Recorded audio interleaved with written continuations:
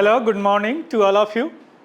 The Waqf Bill 2024 actually ये या amendment bill है, संशोधन बिल है, जिस पे पूरे देश में विवाद अभी चल रहा है। उसी के बारे में अभी हम डिस्कस करेंगे कि व्हाट इज़ द बिल, लेकिन उससे पहले देखेंगे because this bill regulate the Waqf property, ये टाइप ऑफ द प्रॉपर्टी, एक संपत्ति का प्रकार है जिसको यह बिल रेगुलेट करता है ना। That belongs to the Muslim community, यानी मुस्लिम के जो भी एक संपत्ति का प्रकार है वक्फ, जिसको वक्फ बोलते हैं। अरबिक वर्ड है जिसका मतलब होता है कन्फाइनमेंट। क्लियर? तो वो देखेंगे संपत्ति क्या, उसके बाद में देखेंगे कि व्हाट इज द रीजन, और इस बिल में क्या ऐसा अमेंडमेंट है, what is the 5 important reason that this bill makes controversy in the India. India के विभिन्न ग्रुप है, जो मुस्लिम ग्रुप है, वह इस बिल को बाईकाट किए हैं। हालांकि यह बिल 8 अगस्त 2024 को जेपीसी को सौंपा गया था, यानी ज्वाइंट पार्लियामेंट कमेटी, दोनों पार्लियामेंट लोकसभा राज्यसभा के सदस्य होते हैं।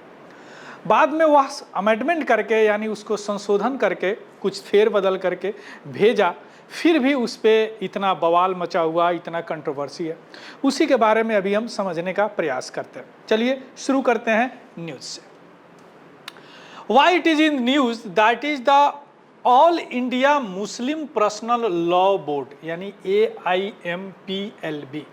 एक्चुअली यह एक नॉन गवर्नमेंट ऑर्गेनाइजेशन है, इस्टेब्लिश इन 1973, यानी 1973 से ही काम कर रहा है। यह मुस्लिम के पर्सनल लॉ के इंटरेस्ट के लिए काम करते हैं। यानी मुस्लिम का personal law means there are 2 types of the law, 2 तरह के कानून होते हैं, एक पर्सनल कानून होते हैं, एक क्रिमिनल कानून होते हैं। यानी जैसे पर्सनल में विवाह हो गया, तलाक हो गया, या ज़मीन वगैरह का कोई मामला हो गया, और दूसरे तरह का जो लॉ डील किया जाता है क्रिमिनल लॉ होते हैं। मीन्स वैसा एक्ट जिसको करने से समाज पे एक लार्जर ग्रुप पर इम्पैक्ट पड़ता है, उस तरह के चीज़ों को डील करने के लिए क्रिमिनल लॉ लाया गया है ना। तो यह जो all India personal law board है, दैट इज AIMPLB, उन्होंने 23 मार्च यानी 23 मार्च 2025 को अनाउंस किया कि नेशन वाइड एजिटेशन, यानी पूरे देश में एक विरोध करेंगे, आंदोलन करेंगे, किसके खिलाफ? वक्फ बिल 2025, यानी अमेंडमेंट। यह लास्ट जो इसका बिल है ना, वह 1995 का है। 1995 के बाद में यह 2024 में इसको अमेंड किया गया है ना। सबसे पहले वक्फ की संपत्ति समझिए। इसके अलावा एक इमारत ई सरिया है, जो कि मुस्लिम ऑर्गेनाइजेशन है, बिहार झारखंड से बिलोंग करते हैं। इन्होंने भी चीफ मिनिस्टर नीतीश कुमार के इफ्तार को इन्होंने बाईकाट किया because of the Waqf bill. अब इसको समझने से पहले, अर्लियर आई टोल्ड यू, शुरू में हम प्रॉमिस किए हैं कि सबसे पहले समझेंगे कि what is the Waqf property, a type of the property. देखिए वक्फ प्रॉपर्टी क्या होता है।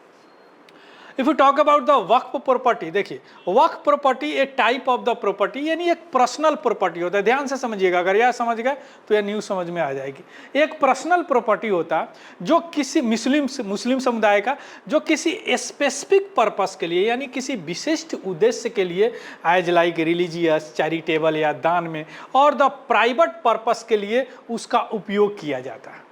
शुरू में तो वह that property belongs to that personal, यानी इंडिविजुअल व्यक्ति, लेकिन अगर एक बार इसको वक्फ घोषित कर दिया जाए, यानी उसकी बेनिफिशियरी जो प्रॉपर्टी है वह दूसरा हो सकता है, लेकिन उस प्रॉपर्टी का मालिक कौन हो जाता है? गॉड हो जाते हैं। आ रहा बात समझ में? यानी अगर एक पर्सन ए है, वह एक प्रॉपर्टी दिया, मान लीजिए कि कोई प्रॉपर्टी दे दिया जिसमें मान लीजिए मदरसा बना हुआ है ना, तो इसका बेनिफिशियरी, मदरसा में तो नमाज पढ़ने बहुत लोग जाएंगे, मुस्लिम कम्युनिटी बहुत लोग बेनिफिशियरी है, लेकिन इसका मालिक अब ये नहीं रहेंगे, इसका मालिक कौन हो जाएगा? दैट इज गॉड, यानी ownership shifted to God's from the an individual. आ रहा समझ में? अब उसी को बोलते हैं वक्फ, यानी वक्फ प्रॉपर्टी बनता है डीड से, इंस्ट्रूमेंट या ओरली भी ऐसे बोल दिया जाता है कि यह प्रॉपर्टी वक्फ हो गया, यानी किसी रिलीजियस पर्पस के लिए यूज किया जाएगा। लेकिन ध्यान दीजिएगा, अगर एक बार कोई संपत्ति अगर वक्फ घोषित हो गया, इवन जबरदस्ती भी, तो उसको रिवर्स नहीं किया जा सकता according to the 1995 Waqf law के अनुसार। यानी एक बार अगर प्रॉपर्टी हो गया declared as Waqf, character changes forever can not be reversed. Clear. इसके अलावा क्या होता है, कोई अगर प्रॉपर्टी है जो लॉन्ग टाइम से किसी रिलीजियस पर्पस के लिए यूज हो रहा, या चैरिटेबल पर्पस के लिए यूज हो रहा, या एक कम्युनिटी को फायदा पहुंचा रहा, that property automatically comes under the Waqf property. वो अपने आप वक्फ प्रॉपर्टी हो जाता है, और एक बार अगर वक्फ प्रॉपर्टी हो गया, that can not changed for ever, यानी उसको आप रिवर्स नहीं कर सकते। अब इस इतने प्रॉपर्टी, इस वक्फ प्रॉपर्टी को आप जानकर आश्चर्य होगा, after the railway and the defence, railway और रक्षा के बाद अगर सबसे ज्यादा संपत्ति किसी के पास है तो वह है वक्फ के पास। अब इसको गाइड करने के लिए, इसको एडमिनिस्ट्रेट करने के लिए वक्फ बोर्ड है। इसमें किसी तरह का अगर विवाद आता है, ग्रीवेंसेस आती है, that deals by the Waqf tribunal. अभी तक या 1995 के एक्ट से ऐसा हो रहा है। शुरू में जो वक्फ है सबसे पहले या चर्चा में 1923 में, आफ्टर इंडिपेंडेंस सबसे पहले एक्ट बना 1956 में, देन 1995 में, देन 2024 में। क्लियर, आ गया समझ में what is the Waqf property. अब ध्यान दीजिएगा, वक्फ प्रॉपर्टी में अब ऐसा कौन सा 5 रीजन है, टॉप 5 इंपॉर्टेंट रीजन जो कि इस कंट्रोवर्सी का कारण बना है, right now going to discuss. Clear, चलिए सबसे पहला reason, representation of non Muslim in the Waqf board. अभी हम देखें कि इसको रेगुलेट करने के लिए, इसको दिन ब दिन यानी रोजमर्रा के कामों को देखने के लिए एक वक्फ बोर्ड होता है। इस बिल में क्या किया गया, वक्फ बोर्ड में नॉन मुस्लिम को इंक्लूड किया गया, यानी बोर्ड मीन्स कुछ मेंबर है, उस मेंबर में से नॉन मुस्लिम को इंक्लूड किया गया, है ना। ओरिजिनल बिल में क्या किया, ओरिजिनल बिल बोला कि नॉन मुस्लिम CEO होंगे, है ना, और एटलीस्ट 2 नॉन मुस्लिम मेंबर होंगे स्टेट वक्फ बोर्ड में। बहुत बवाल हुआ। Then the bill transfer to the JPS ने संशोधन करके, sorry JPC, joint parliament committee, इन्होंने अमेंड किया और बोला कि CEO जो है वह ज्वाइंट सेक्रेटरी लेवल का होगा या उससे भी हायर होगा, and also have knowledge of Muslim law. इन्होंने ये नहीं हटाया कि नॉन मुस्लिम नहीं होगा। अब इसका विरोध इसलिए हो रहा है कि critics that argue non Muslim involvement in the religious Waqf matter is the inappropriate, यानी किसी भी, या तो एक रिलीजन का है मुस्लिम का, उसमें नॉन मुस्लिम अगर लाएंगे तो क्या होगा, एक अच्छी बात नहीं है, इनएप्रोप्रिएट होगा। That's why this bill makes controversial among the so many groups in the India. Clear, तो पहला क्या है, representation of non Muslim. Second क्या है, second the government power over the Waqf property dispute. अभी हम बताएं थोड़ी देर पहले कि any disputes that handled and solved by the Waqf tribunal अभी तक। लेकिन इसमें क्या किया कि डिस्ट्रिक्ट कलेक्टर को पावर दिया गया टू डिसाइड कि यह प्रॉपर्टी, कोई प्रॉपर्टी वक्फ है या गवर्नमेंट का है। इससे पहले यह काम कौन करता था, वक्फ ट्रिब्यूनल करता था। लेकिन अब क्या, अब डीएम को यानी कलेक्टर को यह पावर दिया गया कि अगर कोई प्रॉपर्टी वक्फ है या नहीं है, that decided by the collector. Original में जेपीसी के पास गया, जेपीसी से उन्होंने बोला कि नहीं, अब इससे भी एक मोर सीनियर ऑफिशियल जो इसका डिसीजन लेंगे कि that property belongs to Waqf और नॉट, और the any government, any property belongs to the government. अब इसमें क्रिटिक्स क्या बोल रहे हैं कि भैया अब गवर्नमेंट का आदमी है, that belongs to the government, so always favour to the government.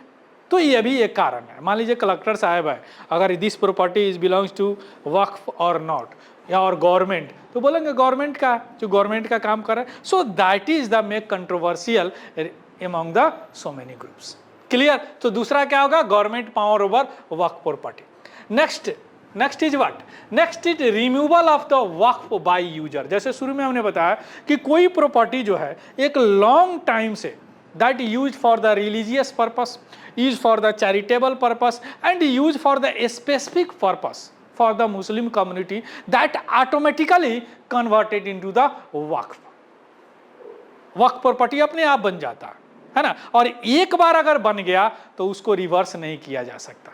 That is called Waqf by user, यानी यूज करने के माध्यम से इसको वक्फ बना दिया गया। इसको रिमूव कर दिया इस बिल में, removal of Waqf by user, यानी बिल जो है एलिमिनेट किया, हटा दिया गया है कि वह प्रॉपर्टी जो वक्फ बनाया जाता है, जो पार्ट ऑफ 1995 का लॉ में है, based on the long term religious और चैरिटेबल यूज, हटा दिया। ऐसी बात नहीं है कि जो 20 साल से अगर किसी चीज पे कहीं अगर नमाज पढ़ा जा रहा है तो उसको वक्फ बना दे, यह बात हटा दिया, है ना।